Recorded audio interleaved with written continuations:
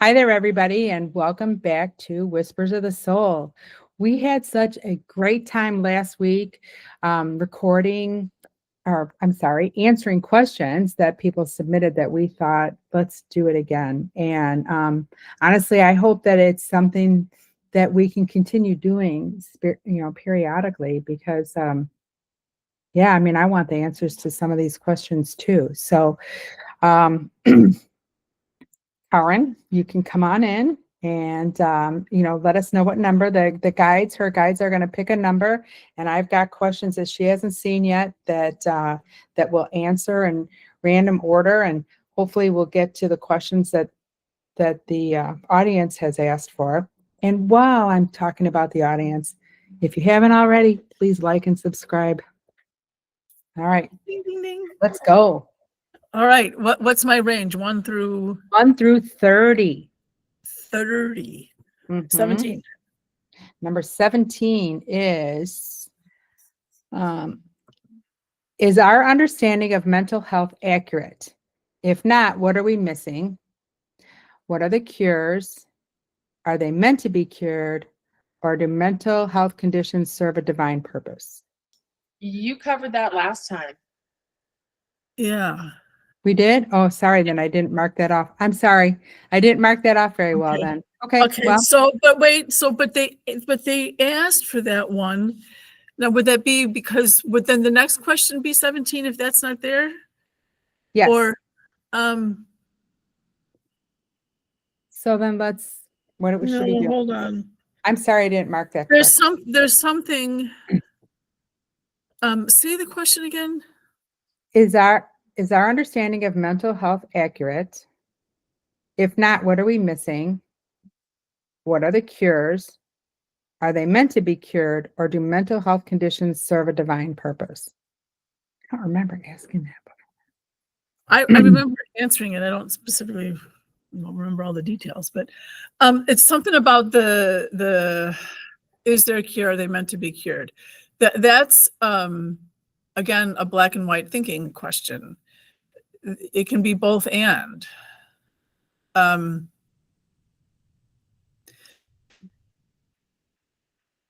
Everything is meant to be in balance. So cured would be putting it in balance, right? So yes, everything is meant to be in balance.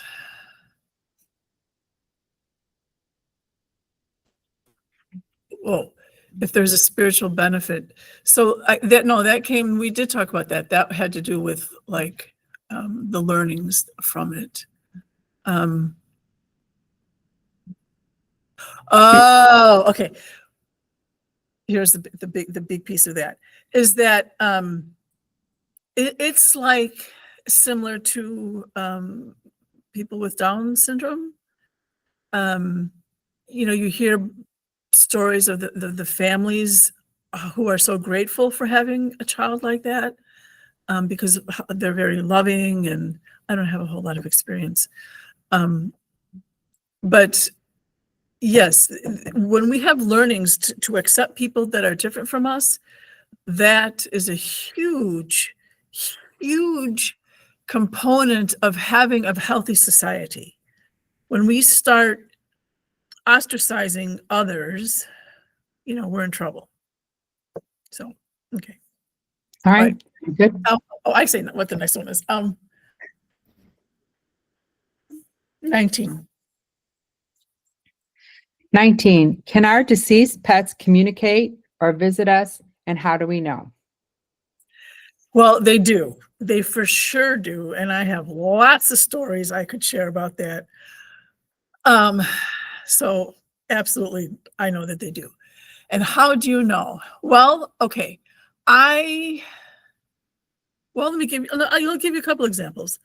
I have a client who contacted me one time, I think, about they had gotten a new dog. They'd had one dog and it died, and they had gotten another dog, and this new dog was, I don't remember what there was something off with the behavior. They was scared of everything or something, or I don't remember the details. So she asked if I would look at it. So I checked in with the dog, and got back to her and I'm like, I'm seeing a beagle. And she's like, no, he's a whatever he was. I'm like, no, not that. There's another dog. And she's like, no, there's another dog. I'm like, no, there's another dog. It's not, but it's not in body. It's like a beagle, but it's not in body. And she's like, oh, I had one when I was a child. And I'm like, well, that dog, the beagle dog, is still with you. And the new dog is afraid of that dog because he doesn't understand like your relationship. He doesn't, he's afraid of him. So you need to introduce the two of them to each other and let them both know it's okay and everything's wonderful and copacetic and can get along and everything. So she did all that, and the new dog calmed down and was fine once that that proper. So she was able to engage with her childhood dog and continue to do so. I hope she still is. Sometimes there'll be there's so many stories. I'm like getting all this stuff in my head. Like I know stories, and then they're like, okay, so like you have to watch, like everything else that's spirit led. You have to watch. You have to pay attention. You have to be open because the signs are always there. But usually we just walk right on by. We just don't even pay attention. And so if there's a pet that you're familiar with, that you want to know if that one is still around, then look at the places where it would normally be.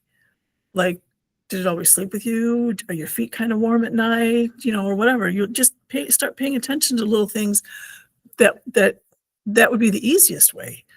I haven't had this and sometimes it's a weird thing because it hasn't happened in a while, but I used to sometimes I'd be in my bed by myself in a decent like queen, maybe full queen size, whatever that was. I have an antique bed set, so it's not standard sizes.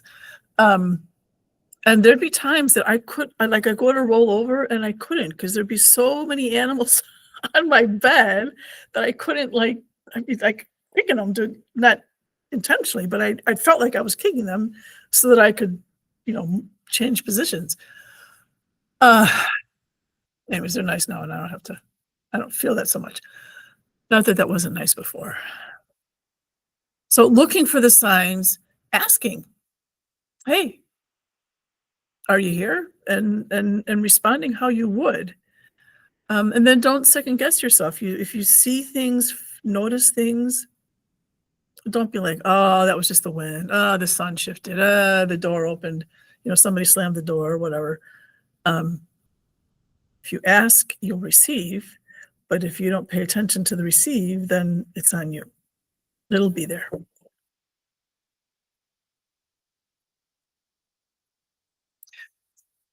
Is that sufficient? It's kind of a simple question. Yeah, I think Okay. that's sufficient. Okay. 4. What is the importance of clearing soul contracts and vows?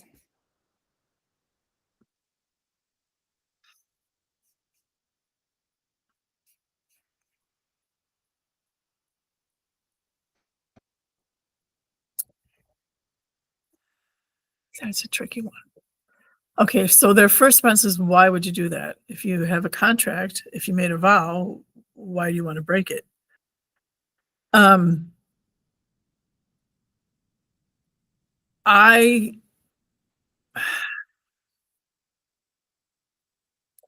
always been kind of like, Can I say one? sure. What if you made a vow of chastity or poverty in one life that doesn't fit this life anymore? So that would be why you would want to.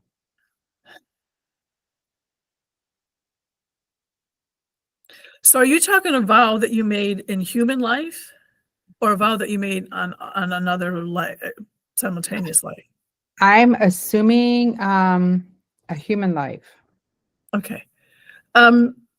Because people don't come back as often as they like to think they do, not to hear.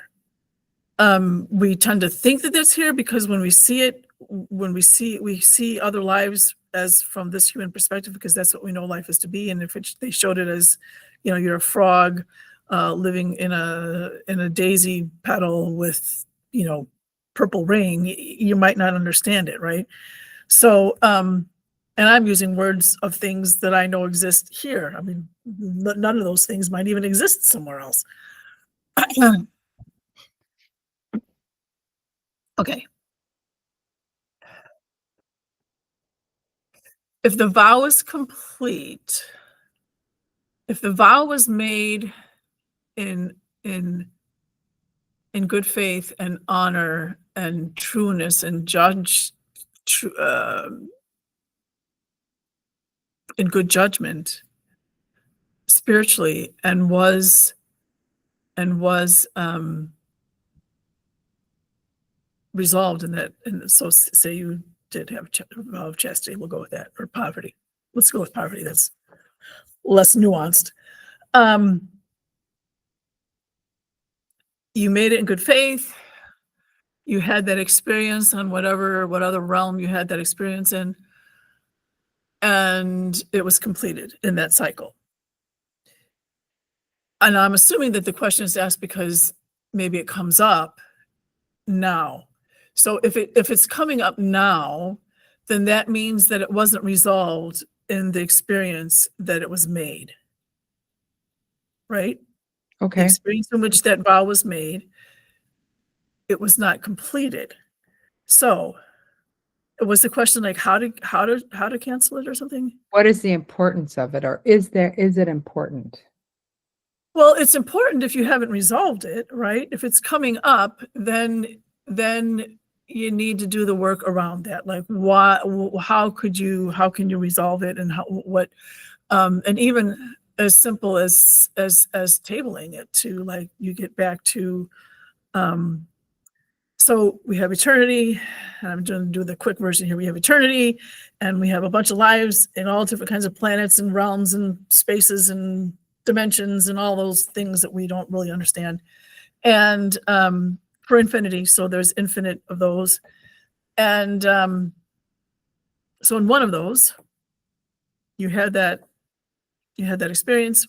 Oh no, okay, so all those experiences, but there's a constant, right? There's the constant, your higher self that, like, you don't really know here. That higher self, that's a constant. You are always that being, but you're having all these experiences all over the place. But when you leave any of those experiences, you go back to your constant. You go back to that constant, the one that you know. And so if you are in one of these and you're over here and the life over here is affecting you, that vow, that situation, and you don't really know what's off, if you aren't able to somehow find it, of course, you can work with somebody like me or 1,000 other people, I don't know how many other people, and find it and resolve it. But if that's not available to you, then table it. Speak with your guide, speak with your higher self, say your prayers, and just say, I recognize that this is an unresolved part of my being. I'm not capable of understanding it here in this experience that I'm having right now. I'd like to table it for when I get back home and I am in a better place to resolve it. Okay. I like that. Okay. Yeah, that's good. 7. Are there non-medical reasons to lose memory, like jumping timelines or solar flares or that kind of thing?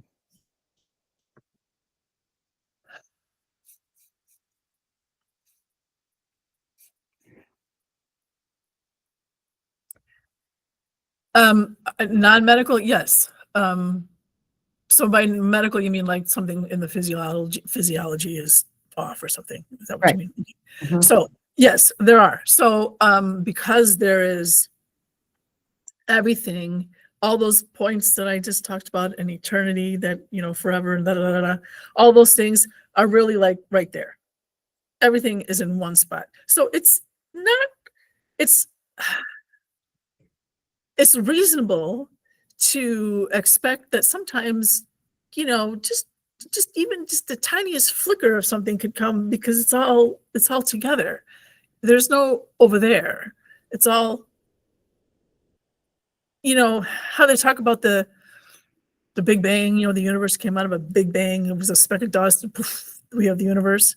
It's kind of like that. Like if you go backwards, it's everything is together and interconnected and interwoven. And so sometimes it's your higher self or your guides or your ancestors or your descendants, because remember, everybody always exists. So when we say a descendant, doesn't mean they don't exist. They're just on this timeline, on this earthly timeline, they're not here yet. But in the universal timeline, which isn't really a line, they exist. So your descendants could come to you.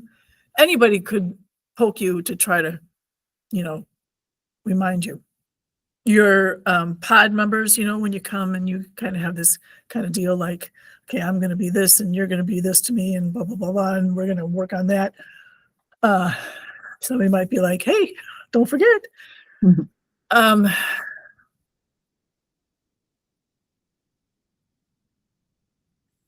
There are, that's pretty cool, actually. So for everything that we understand, like when I was in college, I remember I had a chemistry class. And this was, 40 years ago or whatever. And at that time, one of the questions was, what's the smallest thing that we know to exist, or the smallest, smaller than the atom, whatever, the electron, whatever the smallest thing was at the time. The question was, what is the smallest thing? You had to answer, it is the electron. I don't remember what it was 40 years ago, but whatever the smallest thing was, that was supposed to be the answer. And I wrote that answer, but then I wrote, do they even have a written test anymore? Probably not. But then I wrote after that, at least that's what we understand today, and handed it in. And of course I had the right, because I had the right answer, but I always wondered what the teacher thought about that one. The professor. So there are things that we don't know. In my eyelash is a universe. On a planet is a universe. Everything is relative. Like we say that we're small, but for everything that we're smaller than, there's just so many things that we are bigger than, because it's infinite. There's no ending. So there is no smallest. There's always infinitely something smaller and infinitely something bigger. So you're always in the middle. You're always. So all that to say that they're saying that, like, there are little tiny things that sometimes just go flying through, like a little of something, and nobody knows what it is. Nobody recognizes it, because we're not, at least scientifically, here on this planet, I don't get it. And because energy is light and it's moving, there's it kind of like, it disturbs everything. To us, seemingly infinitesimally, but again, to everything smaller than it, it's huge. And so that, and you happen to be standing there, the fabric gets jolted. So that's another reason why things, timeline lapses and all that kind of stuff, which is kind of cool. Yeah. I mean, all the other ones, we know about, but I didn't know about that one. Yeah, and they're going, and sometimes it's just us poking you. Oh, that's funny.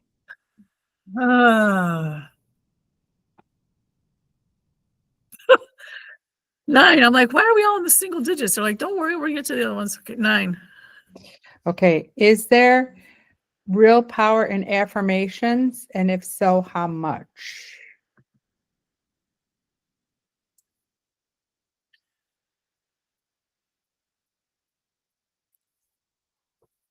This affirmation, if I say an affirmation right now, and it has X amount of power, I can say that same affirmation tomorrow and it have this much of power. I can say it the next day and it have this much of power. Infinitely less, infinitely more. There are all kinds of factors that play into it. And sometimes seemingly has no power, but that isn't true because it has power. It might not have the power to change things like you're wanting it to. Remember, detachment from outcome, detachment from time. So, but yeah, there is power in them. How much power depends on, did you get a good night's sleep? How much do you mean it? How much in a hurry are you in? How much do you believe it? How much, did you center yourself first? I mean, there's all kinds of factors that play into it. But then again, like everything else, you have to detach from outcome and let it be what it is, because you always want to accept it to be to the highest good.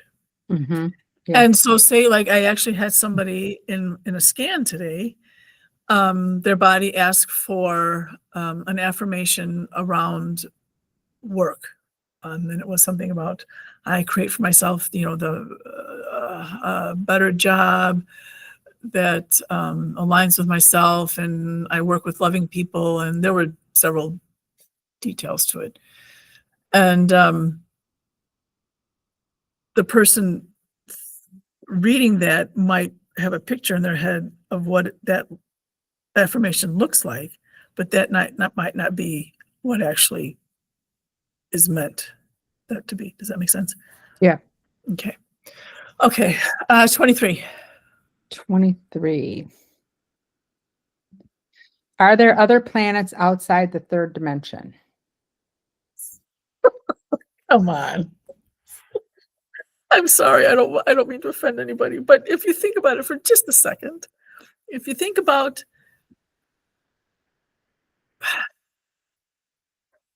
and I recognize so often that this is an issue. This concept of infinity is so mind-boggling that we really have trouble. But if you sit and think about it for a moment, in infinite creation, there are infinite planets. There have to be. But that's okay. They said outside of the third dimension. So we can, this universe, and say there's multiple universes, that's all within that's a three-dimensional world, right? A fourth dimensional world adds access to all points in time. There's different fifth dimension, sixth dimension. Are there planets in other dimensions? We have 3D planets here, right? You've got length, width, and depth. Okay. So So you're asking about, so the question is about 3D planets or just planets? Can you read it again, Wendy? I heard it as, are there planets outside of the third dimensional world? Yes, that's what the question is. Yes, there are. To me, that's saying, are there planets in the spiritual world, or are there planets in other dimensions? Yes. It maybe doesn't necessarily look like what you think it's going to look like, but it's still a planet. Cool.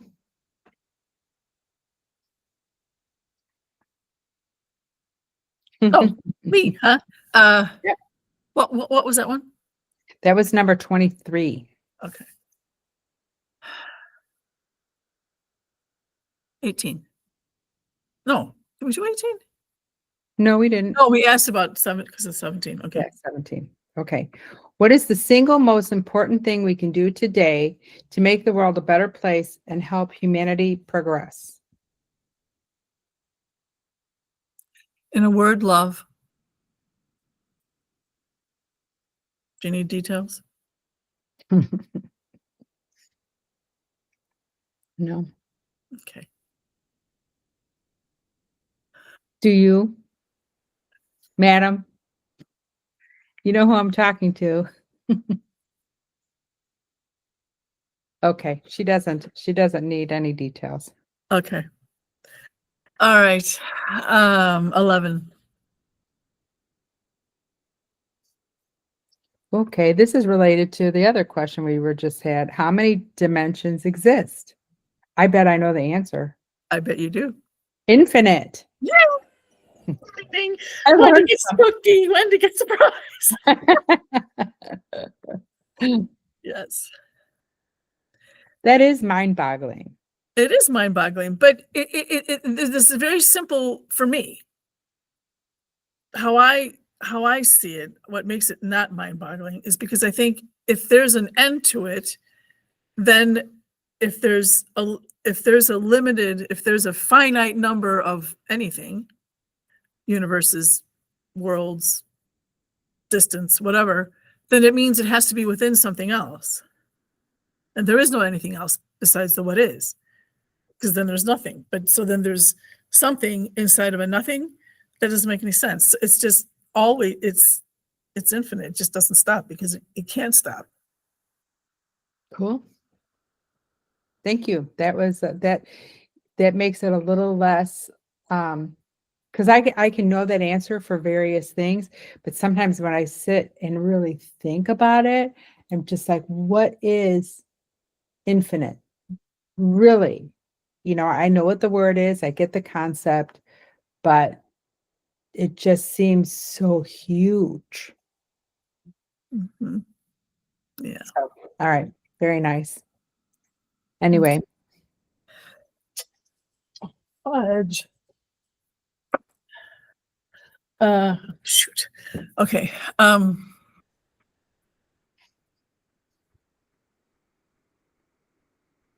13. 13. Will time travel in the material realm, forward and backward, be possible in the future? If so, when? Why would it be permitted by Creator? Okay, one at a time. Is time travel going to happen?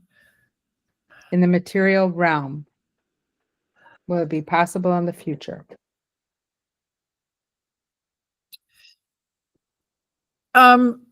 Yes, but the actuality of it seems to be rather different than our understanding of it. The second part of that was when? When? Mm-hmm.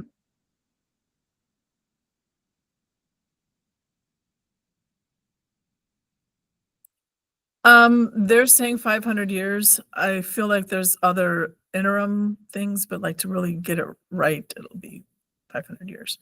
Okay. And then why is that allowed?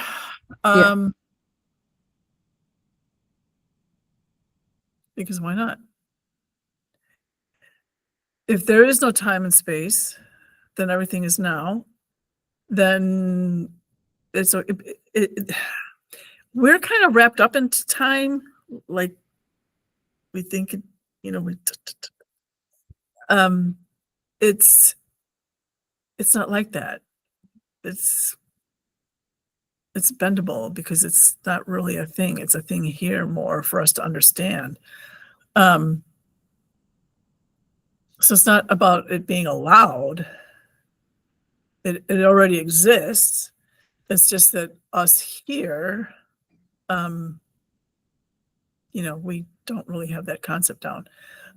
But again, and we've talked about this before, but to give an example, the study they did with prayer for people from 40 years ago. I mean, if it couldn't work, how did that work? It did work. So is it observational only? Because if you could actually go back and participate, you could. What about all the paradox? You know, the paradox of changing the timeline. If you were able to go back and physically be present, you could change the timeline, which means that event that occurred or your birth even. No, you go back, you kill your parent. How are you ever born? How does paradox fit in with time travel backwards? I think this is where the understanding and the actuality piece is coming from. That, like, the way we understand it, like that it's not. Let me see if I can get more detail.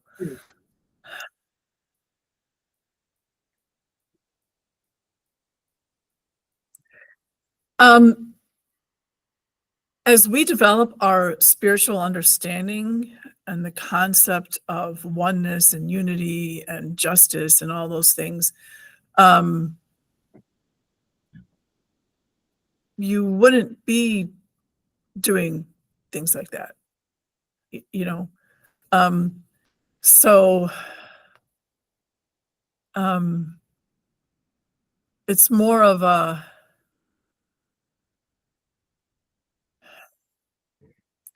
like, you know, how I give those classes.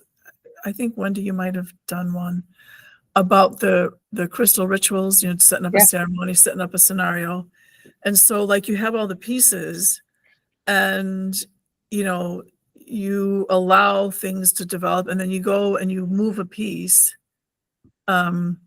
It has nothing to do with time. It's just about moving a piece. And so because you're doing it with love and understanding, it's about creating more harmony, rather than, you know, blowing something up or changing something. It's more about the progression of wholeness towards wholeness. And, like, in some reality, like, dinosaurs still exist, you know, kind of a thing. There's multiple things. There are infinite things going on, right? Okay.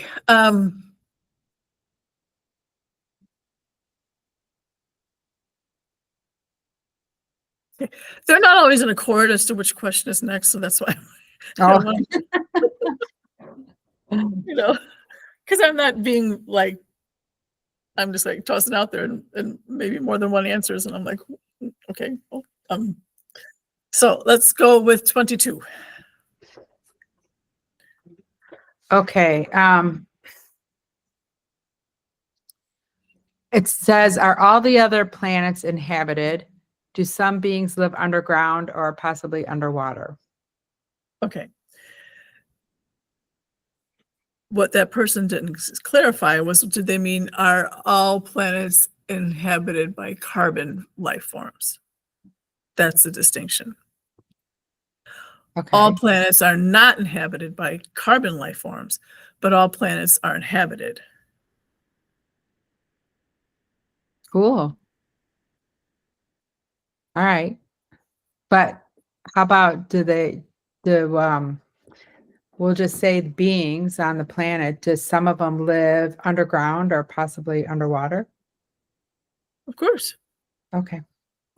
I just wanted to Above clarify. water, in leaves, under leaves, on top of leaves, in trees, no trees, chew on dust, you know, all kinds of variations that we would be like, what? Yeah. Wait, are you talking life or intelligent life? Sentient life? Is there any other kind? Well, there's levels. I mean, we know that there's extremophiles, right? There's microbes that live in volcano vents at the bottom of the ocean, right? There's life in our most extreme environments here on Earth. But is it like a sentient being life, or is it like animal life? Animals are sentient. Well, not to the level humans are. But that wasn't okay. So then you need to specify that. What's the question? That wasn't my question. So that's why I'm wondering if did they mean? Well, I don't mean necessarily you, but Yeah. I'm answering it like it was asked. And again,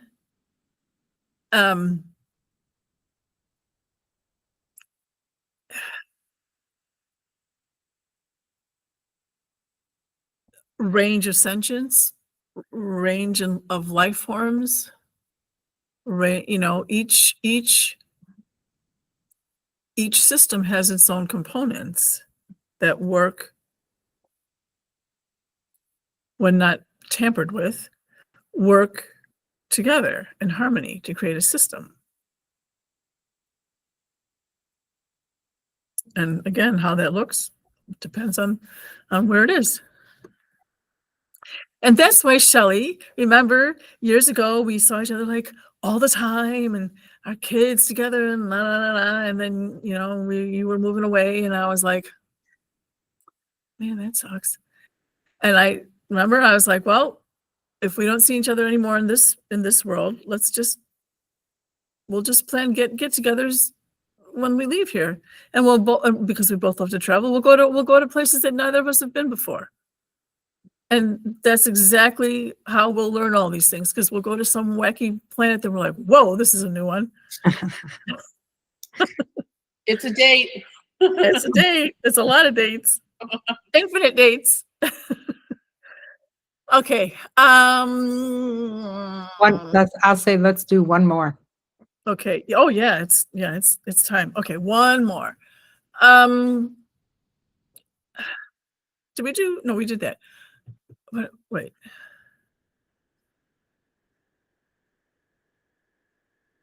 Give me 18 again.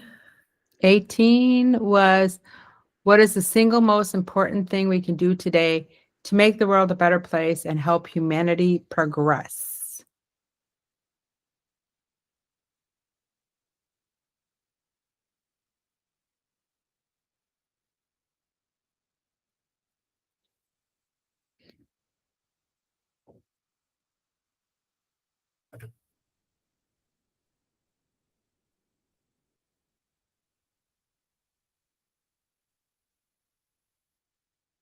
I think they want to end with that. And maybe, it was cute to make it a one-word answer.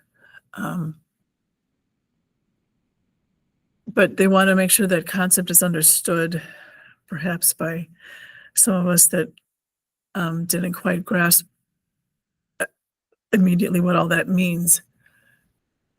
And by love, they mean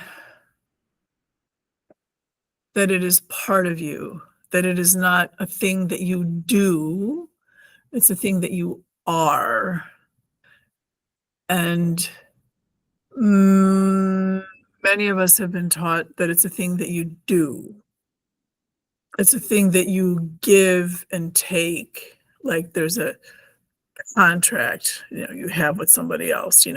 I'm going to love you because you love me, or I'm going to love you because I'm supposed to. And if you're mean to me, or you dump me, or you whatever, I don't love you anymore. That's not being love. That's acting love. So it's about being love. That's how you change. When love is contractual or has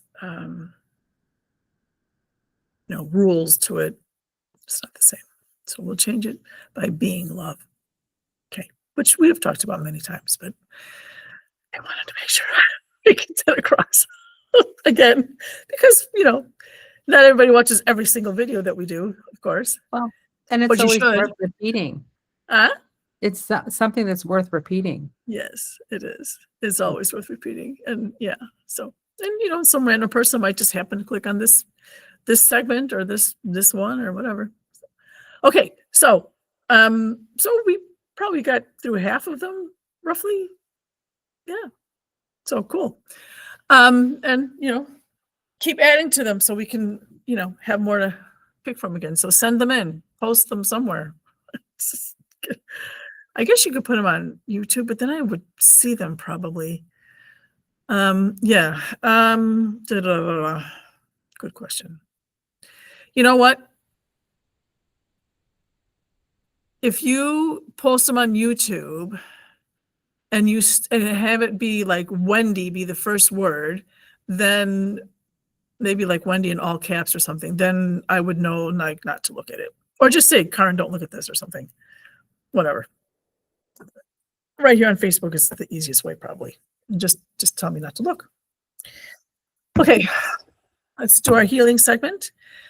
And if you haven't done your or your email, I don't. We don't have emails on there, do we? I guess I could put it on there.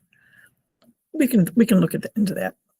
It's a possibility. Well, for the ones that got the email today, they have my email address now. So Yes, it's that's something true. they can use. It's no problem. Yeah, and if you want to be added to the email list, then post there on Facebook too. Okay, healing session. What is that, you ask? It's simply an allowance of love energy, which everything is love. The basis of the universe is love. It's what you're made of. So the more you have it flowing through you and the more you be it, rather than act it, then the better off we are, the better in balance we are. So it's not me. They're sending it through. And you're simply allow. You relax. Look, Wendy's getting comfy. Relax and allow. And it'll flow through you as long as it's needed. Even if I'm like not on here anymore and the thing is shut down, you could be sitting in your chair for hours for all we know. 5 minutes, hours, 1 minute, 2 seconds, doesn't matter. The key is to allow. Okay. So here we go.